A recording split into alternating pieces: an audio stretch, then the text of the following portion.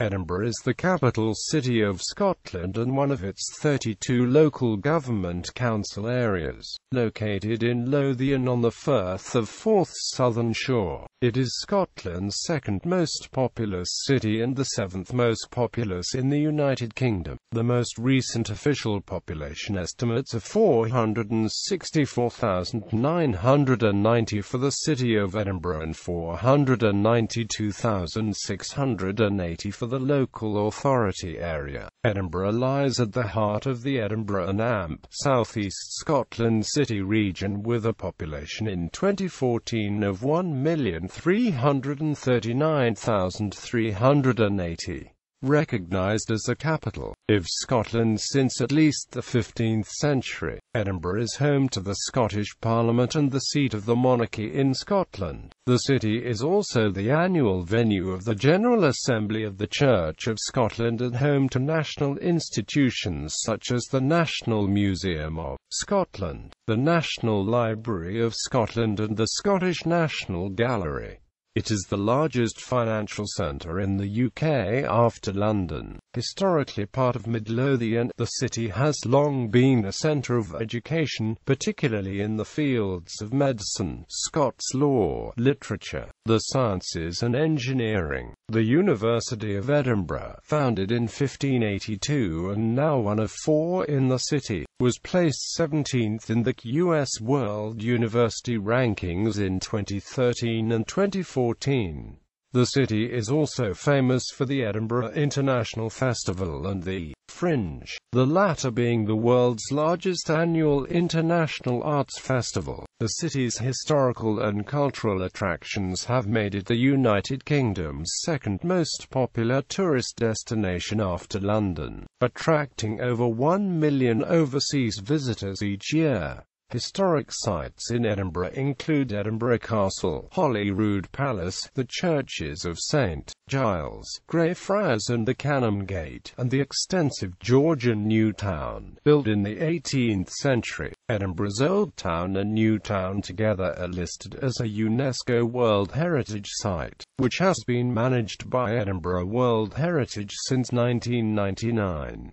Etymology: Edin, the root of the city's name, is most likely of Brittonic Celtic origin, for the Cumbric language or a variation of it that would have been spoken by the earliest known people of the area, an Iron Age tribe known to the Romans as the Votardini, and latterly in sub-Roman history as the Gododin. It appears to derive from the place name Iden mentioned in the Old Welsh epic poem Y Gododin. The poem names Diniden as a hill fort in the territory of the Gododin. The change in nomenclature from Diniden to Edinburgh reflects changes in the local language from Cumbric to Old English, the Germanic language of the Anglian Kingdom of Bernicia that permeated the area from the mid-7th century and is regarded as the ancestor of modern Scots. The Celtic element in was dropped and replaced by the Old English bur. The first documentary evidence of the medieval borough is a royal charter, c. 1124–1127, by King David I, granting a toft in Burgomio de Edensburg to the Priory of Dunfermline. History. Early history. The earliest known human habitation in the Edinburgh area is from Cramond, where evidence was found of a Mesolithic campsite dated to c. 8500 BC. Traces of later Bronze Age and Iron Age settlements have been found on Castle Rock, Arthur's Seat, Craiglockhart Hill and the Pentland Hills. When the Romans arrived in Lothian at the end of the 1st century AD,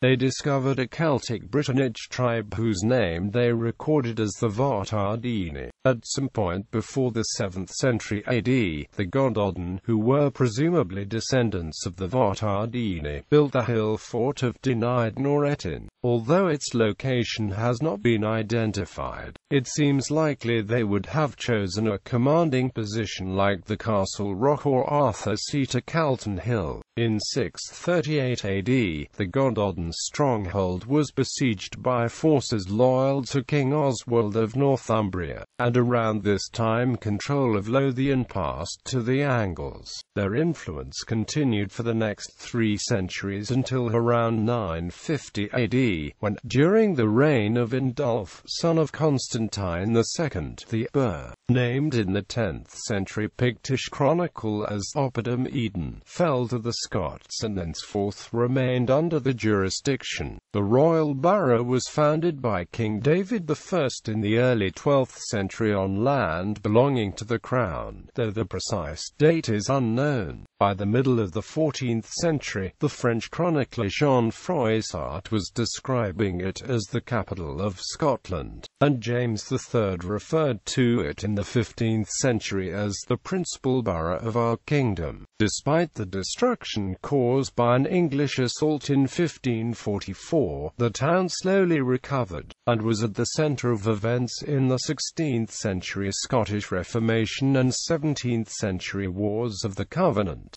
17th century. In 1603, King James VI of Scotland succeeded to the English throne, uniting the crowns of Scotland and England in a personal union known as the Union of the Crowns, though Scotland remained, in all other respects, a separate kingdom. In 1638, King Charles I's attempt to introduce Anglican church forms in Scotland encountered stiff Presbyterian opposition, culminating in the conflicts of the Wars of the Three Kingdoms. Subsequent Scottish support for Charles Stuart's restoration to the throne of England resulted in Edinburgh's occupation by Oliver Cromwell's Commonwealth of England forces, the New Model Army, in 1650. In the 17th century, Edinburgh's boundaries were still defined by the city's defensive town walls. As a result, expansion took the form of the houses increasing in height to accommodate a growing population. Buildings of 11 stories or more were common, and have been described as forerunners of the modern-day skyscraper. Most of these old structures were replaced by the predominantly Victorian buildings seen in today's Old Town.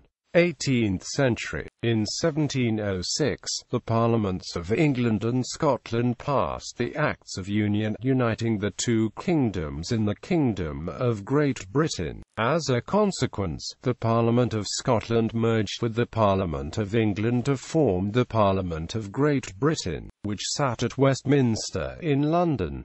The union was opposed by many Scots, resulting in riots in the city. By the first half of the 18th century, despite rising prosperity evidenced by its growing importance as a banking centre, Edinburgh was described as one of Europe's most densely populated, overcrowded and unsanitary towns. Visitors were struck by the fact that the various social classes shared the same urban space, even inhabiting the same tenement buildings, although here a form of social segregation did prevail, whereby shopkeepers and tradesmen tended to occupy the cheaper-to-rent cellars and garrets, while the more well-to-do professional classes occupied the more expensive middle stories. During the Jacobite Rising of 1745, Edinburgh was briefly occupied by the Jacobite Highland Army before its march into England. After its eventual defeat at Culloden, there followed a period of reprisals and pacification, largely directed at the rebellious clans.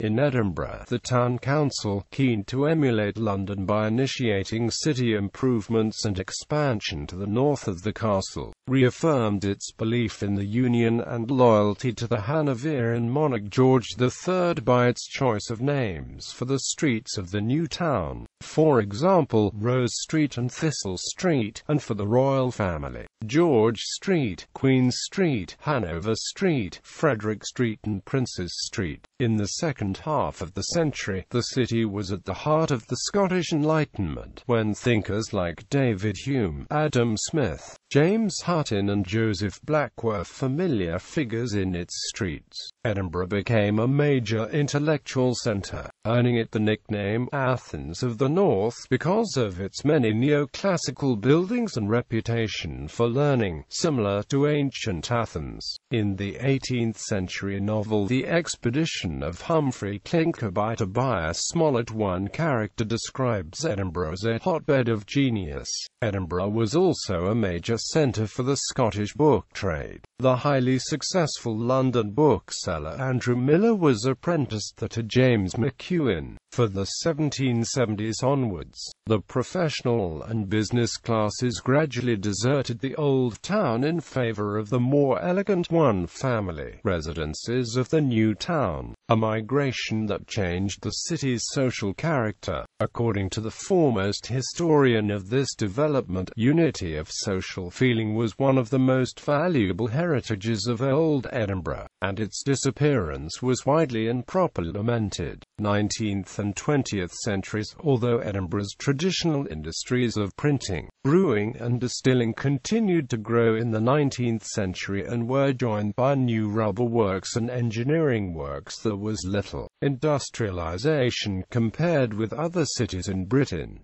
By 1821, Edinburgh had been overtaken by Glasgow as Scotland's largest city. The city centre between Princes Street and George Street became a major commercial and shopping district, a development partly stimulated by the arrival of railways in the 1840s. The old town became an increasingly dilapidated, overcrowded slum with high mortality rates. Improvements carried out under Lord Provost William Chambers in the 1860s began the transformation of the area into the predominantly Victorian old town seen today. More improvements followed in the early 20th century as a result of the work of Patrick Geddes, but relative economic stagnation during the two world wars and beyond saw the old town deteriorate further before major slum clearance in the 1960s and 1970s began to reverse the process.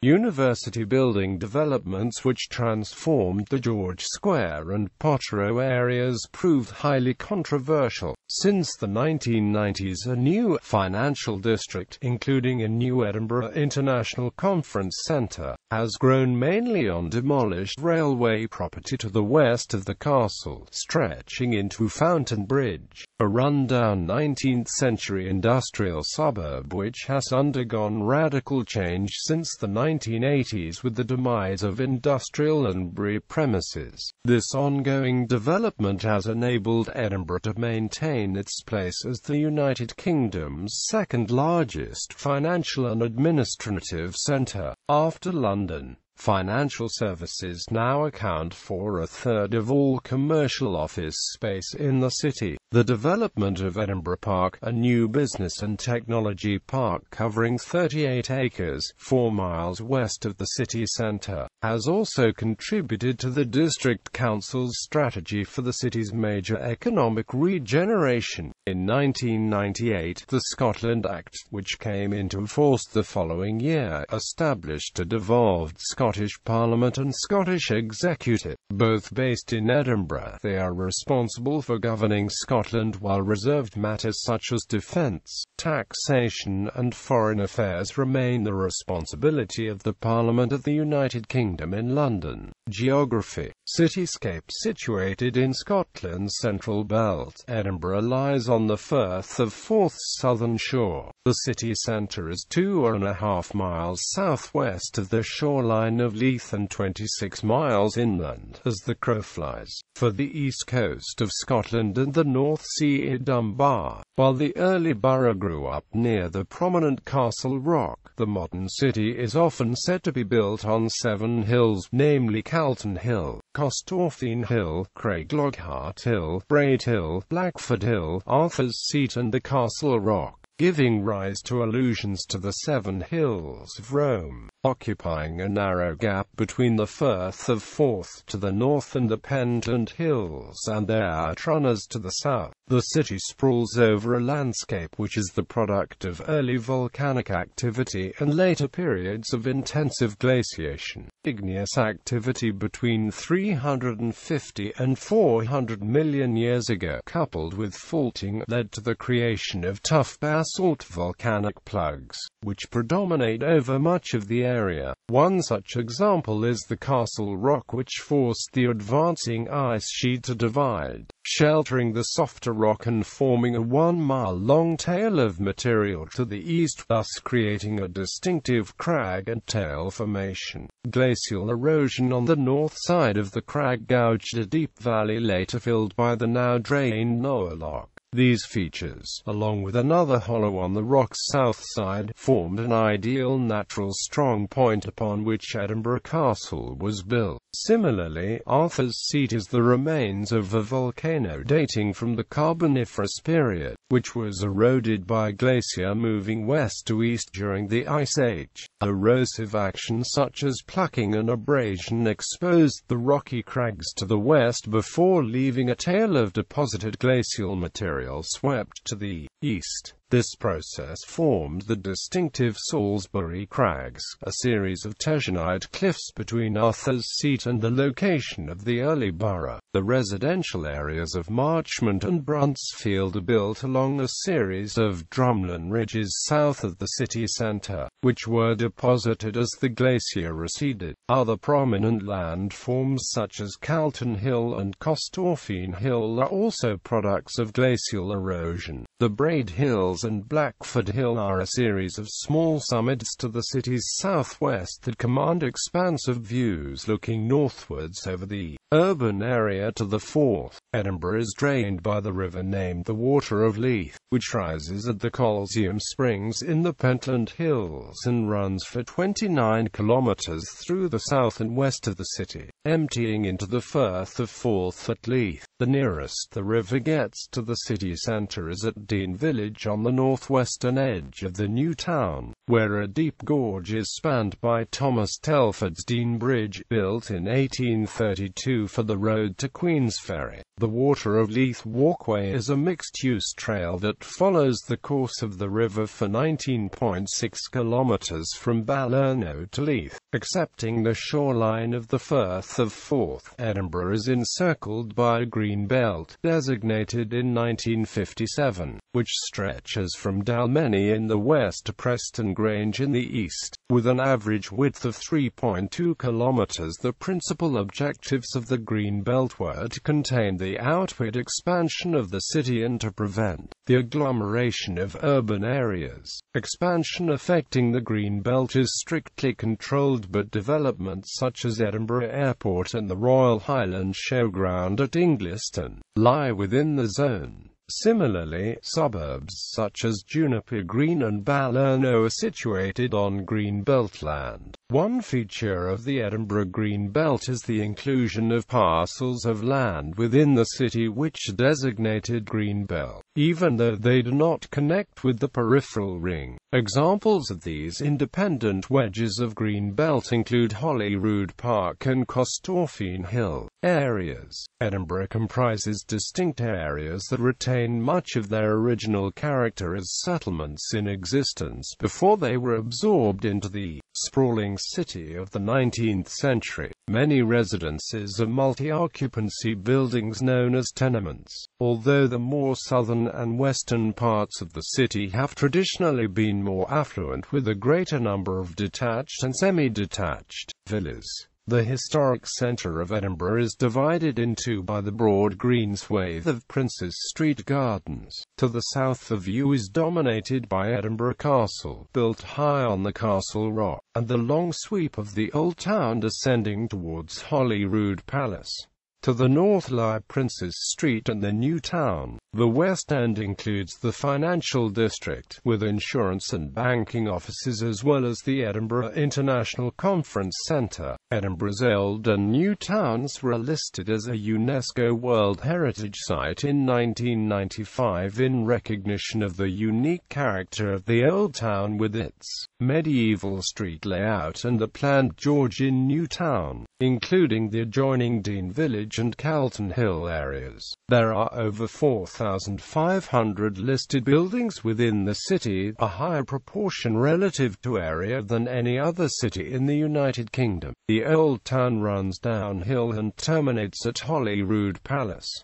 Minor streets lie on either side of the main spine, forming a herringbone pattern. The street has several fine public buildings such as the Church of St. Giles, the City Chambers and the Law Courts. Other places of historical interest nearby Greyfriars Kirkyard and the Grass Market. The street layout is typical of the old quarters of many northern European cities. The castle perches on top of a rocky crag and the Royal Mile runs down the crest of a ridge from it. Due to space restrictions imposed by the narrowness of this landform, the Old Town became home to some of the earliest high-rise residential buildings. Multi-story dwellings known as lands were the norm from the 16th century onwards, with 10 and 11 stories being typical and one even reaching 14 or 15 stories. Numerous vaults below street level were inhabited to accommodate the influx of incomers, particularly Irish immigrants. During the Industrial Revolution, the new town was an 18th-century solution to the problem of an increasingly crowded city which had been confined to the ridge sloping down from the castle. In 1766, a competition to design a new town was won by James Craig, a 27-year-old architect. The plan was a rigid, or ordered grid, which fitted in well with Enlightenment ideas of rationality. The principal street is George Street, running along the natural ridge to the north of what became known as the Old Town. To either side of it are two other main streets, Prince's Street and Queen Street. Prince's Street has become Edinburgh's main shopping street and now has few of its original Georgian buildings.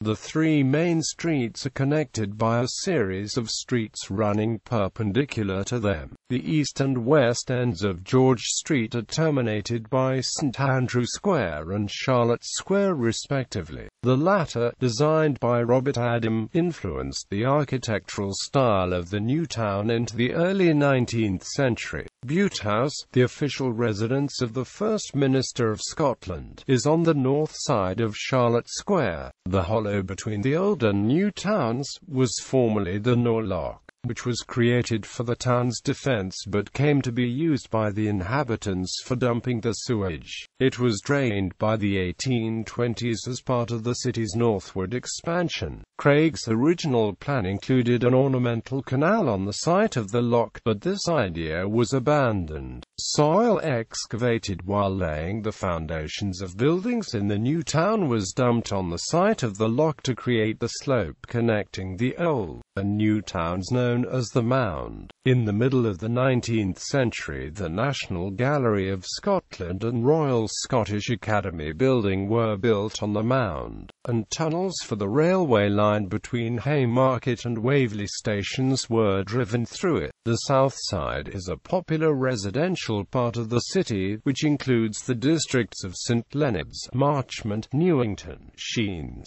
The Grange and Blackford. The south side is broadly analogous to the area covered formerly by the Borough Muir, and grew in popularity as a residential area after the opening of the South Bridge in the 1780s. The south side is particularly popular with families, young professionals and students, and Napier University. The area is also well provided with hotel and bed and breakfast accommodation for visiting festival goers. These districts often feature in works of fiction. For example, Churchill in Morningside was the home of Muriel Sparks' Miss John Brodie, and Ian Rankin's Inspector Rebus lives in Marchmont and works in St Leonard's. Leith was historically the port of Edinburgh, an arrangement of unknown date that was reconfirmed by the Royal Charter Robert the Bruce granted to the city in 1329.